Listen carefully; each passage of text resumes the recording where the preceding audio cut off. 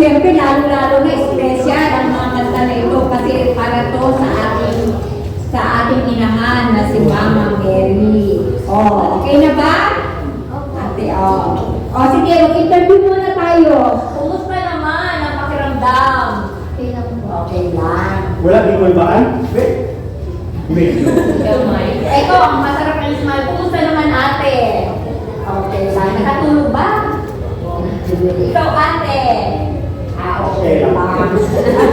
Ang sugaton sa mayong sa Masibadong Palakpakan ang Marriage Encounter Community Children's Choir. Yes. Palakpakan!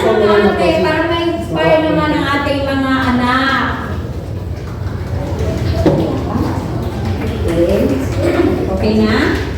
Sige. Okay. So, Marriage Encounter Community Children's Choir. Ang kanilang kakantahin ay Praise Her with a Flower at saka O Maria Reina sa Pilipinas. So, siguro, o kuya, kumusta naman ang pakiramdam habang nag-prepare pa sila? Okay lang. Ikulbaan ba? Ay, ikulbaan mo ni Dere. At excited kami, no? Maganda kasi Kuya Lolo na ang mga bata ngayon ay expose sa mga gawain sa simbahan at sa pagkanta ng mga kanta sa simbahan. Ngayon sa Salmo 127, ang mga bata gasadikan sa Ginoo sila tinuod nga panalangin. So, yes. Bless ginagawa mga bata. Oo, mahal ng Diyos, lalo na ang mga bata. No? Naalala kong bata ako sumasali din ako sa mga ganyan. Sabay-sabay lang kasi hindi naman ako nabiyayaan ng magandang boses.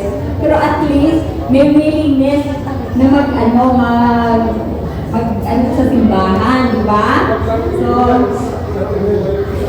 masarap talaga na ang mga bata ngayon ay expose na. At saka lalo na ngayong bakasyon, napaka-importante niya na ang ating mga kabataan ay merong ginagawa. Yung para ma-enhance ang kanilang mga talent, di ba kuya? Pero katanaw na po, ang correct sa kamahan din medyo gikulbaan ba? Kaya anak ko pag naglantaw ng mga kanta ron butagan. Oo nga So, kung ingon sa pagkudiyon na 27 na bulahan ang mga kabataan kung ang ilang amahan matarong o dili limpungan.